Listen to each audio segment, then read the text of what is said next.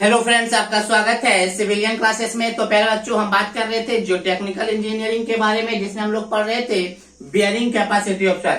पहले बच्चों पिछले क्लास में हमने ये न्यूमेरिकल्स आपको बताया था, जिसमें हमने केस 1, केस 2 और केस 3 तक हमने बताया था ना। केस 4 और केस 5 को हमने छोड़ रखा था।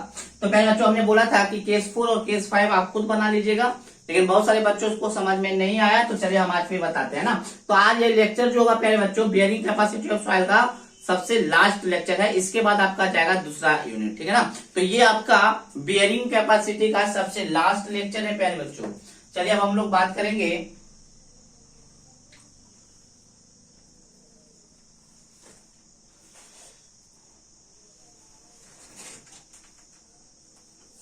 केस 4 एंड केस 5 का बात करेंगे प्यारे बच्चों।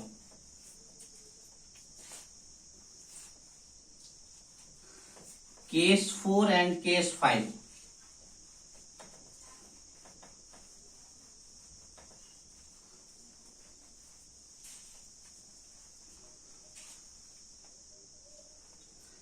तो पहले बच्चों देखिए केस 4 में क्या करा है उसको ध्यान से देखिए।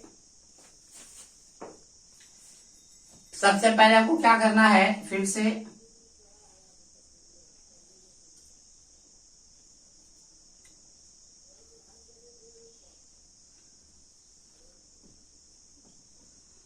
डेप्थ ऑफ बियरिंग का डेप्थ ऑफ फुटिंग कितना है 1.2 मीटर।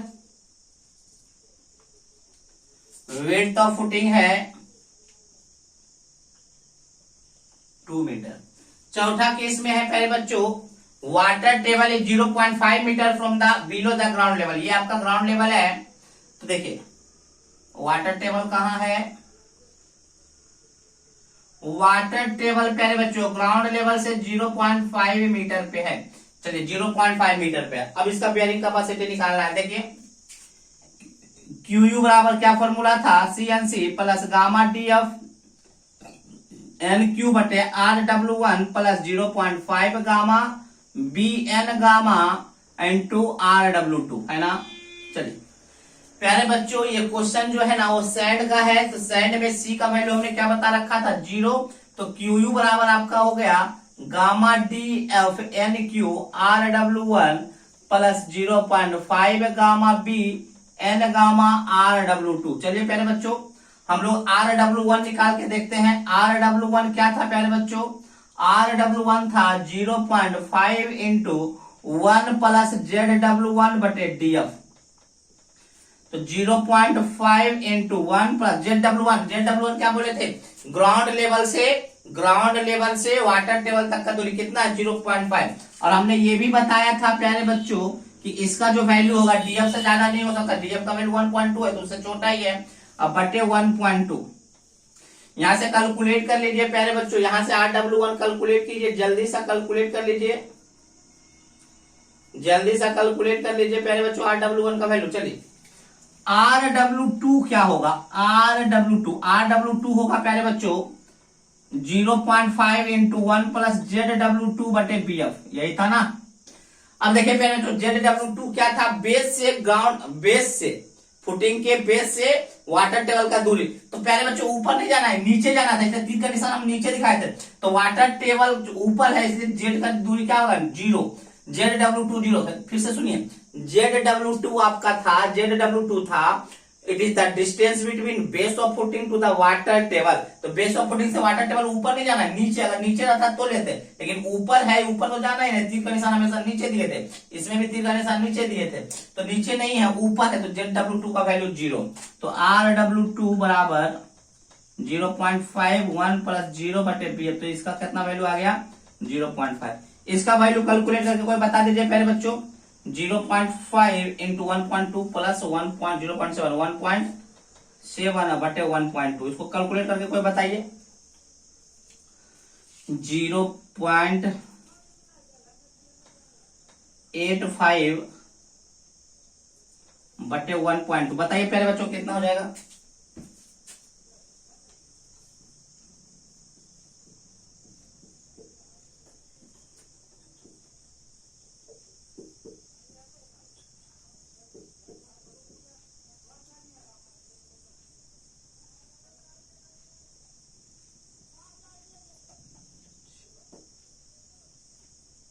देख लीजिएगा कितना आ रहा है एग्जैक्ट, ये 0.70 समथिंग आएगा, 0.7, हम 0.7 लेकर चलेंगे। यहां तक हो गया प्यारे बच्चों। चलिए गामा, अच्छा ये बताइए प्यारे बच्चों, यहाँ पर जो गामा था वो बेस ऑफ फुटिंग से ऊपर था, यहाँ के लिए गामा क्या था, बेस से नीचे।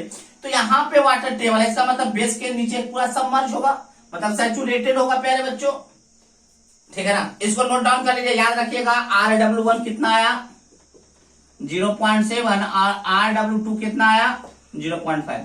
इसको देख लीजिएगा, 0.7 नहीं एग्जैक्ट नहीं आएगा, कुछ वैल्यू आएगा, है ना। आप देख लीजिएगा कैलकुलेटर से, हम कलम से किया है अंदाज, ठीक है ना। तो RW1 RW2 इसको नोट डाउन कीजिए, इसको मिटा देते हैं तब हम आगे चलेंगे। चलिए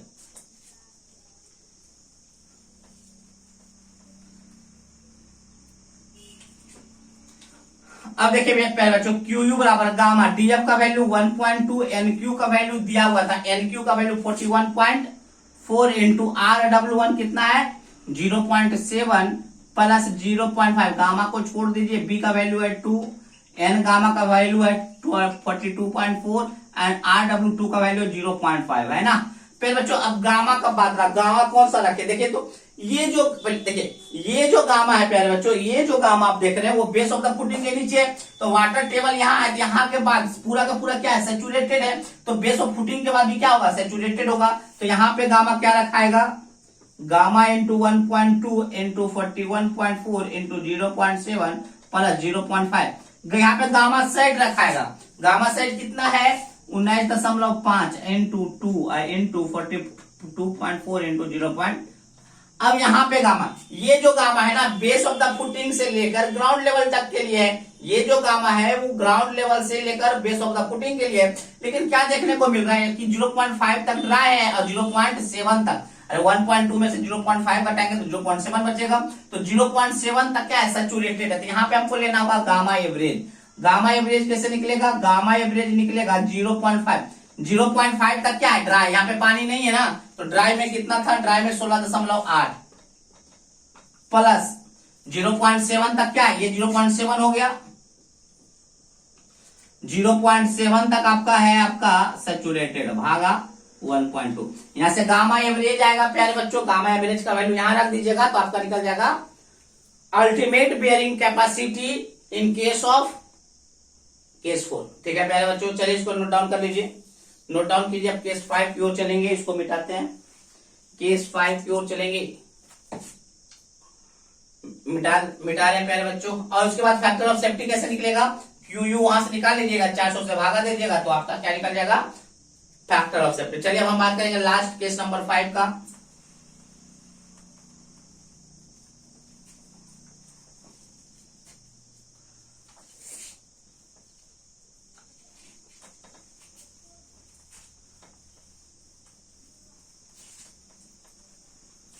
चलिए प्यारे बच्चों केस नंबर 5 हम लोग डील करेंगे।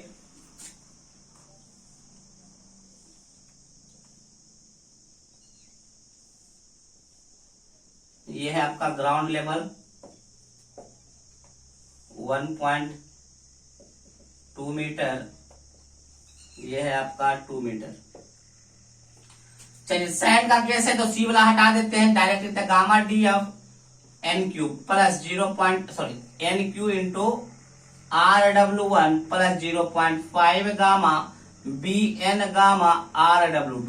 प्यारे बच्चों वाटर यहाँ पे क्या है, वाटर टेबल ही जाए तो ग्राउंड लेवल पे ही है प्यारे बच्चों, वाटर जो है ग्राउंड लेवल पे ही है। तो देखिए QU बराबर गामा का वैल्यू, वाटर टेबल के नीचे क्या है सब सारा का सारा तो गामा साइट है, तो गामा साइट वाला वैल्यू रखिए 19.5, DF का वैल्यू कितना हो जाएगा, DF का वैल्यू 1.2, NQ का वैल्यू 41.4, RW1 निकाल लीजिए पहले बच्चों, RW1 क्या होगा 0.5 इंटू 1 प्लस ZW1 बटे DF।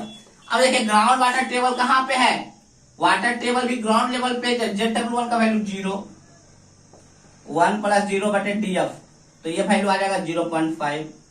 अगर हम RW2 का बात करें तो 0.5 इंटू ZW2 बटे BF, तो देखिए पहले बच्चों ZW2 वाटर टेबल नीचे नहीं ऊपर है, तो ये ZW2 भी 0, तो ये भी वैल्यू आ गया 0.5। तो Rw1 का value 0.5 into gamma side, water table ऊपर है तो पूरा का पूरा सैचुरेटेड है, तो यहाँ भी 19.5, 42.4 एंड Rw2 का वैल्यू 0.5। तो प्यारे बच्चों ultimate bearing capacity case number 5 में भी निकल गया और इस प्रकार से आप फैक्टर ऑफ सेफ्टी भी निकाल सकते हैं। तो प्यारे बच्चों ये क्वेश्चन बिल्कुल कंप्लीट हो चुका है। अब छोटा सा आपको वैल्यू बताना है बेयरिंग कैपेसिटी का अलग अलग सॉइल का, बस इस चैप्टर समाप्त हो जाएगा। चलिए इसको नोट डाउन कर लीजिए।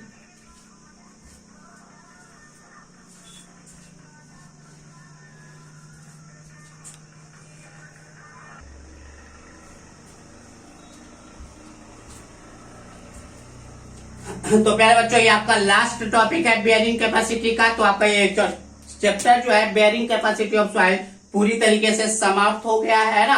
अब इसके बाद इस लेक्चर के बाद हम दूसरे यूनिट की ओर चलेंगे, है ना। तो चलिए प्यारे बच्चों लास्ट टॉपिक भी देख लेते हैं। लास्ट टॉपिक क्या है प्यारे बच्चों? Typical value of bearing capacity as पर बिल्डिंग कोड 1904। बिल्डिंग कोड 1904 के अनुसार बेयरिंग कैपेसिटी का कौन कौन सा वैल्यू होता है अलग अलग सॉइल के लिए। तो देखते हैं इधर टाइप्स ऑफ सॉइल हमने लिख के रखा है इधर बेयरिंग कैपेसिटी। अगर आपका कोई नॉर्मल ग्राउंड है, मतलब मेड ऑफ ग्राउंड का सॉइल है तो 50 किलो न्यूटन पर मीटर स्क्वायर। अगर ब्लैक कॉटन सॉइल है जिसपे आपको घर बनाना है, अगर ब्लैक कॉटन सॉइल है तो ब्लैक कॉटन सॉइल का बहुत कम होता है बेयरिंग कैपेसिटी 50 किलो न्यूटन पर मीटर स्क्वायर। अगर आपका क्ले है बट सॉफ्ट क्ले है तो 100 किलो न्यूटन पर मीटर स्क्वायर। अगर सिंपल सा सैंड है, लूज सैंड बोल सकते हैं, तो 100 किलो न्यूटन पर मीटर स्क्वायर। स्टीफ क्ले मतलब हार्ड वाला क्ले है तो आपका 200 किलो न्यूटन पर मीटर स्क्वायर। अगर कॉम्पैक्टेड सैंड है, यहाँ पे लूज सैंड हो गया, यहाँ पे कॉम्पैक्टेड सैंड हो गया, कॉम्पैक्टेड सैंड का 200 किलो न्यूटन पर मीटर स्क्वायर क्या है बेयरिंग कैपेसिटी है।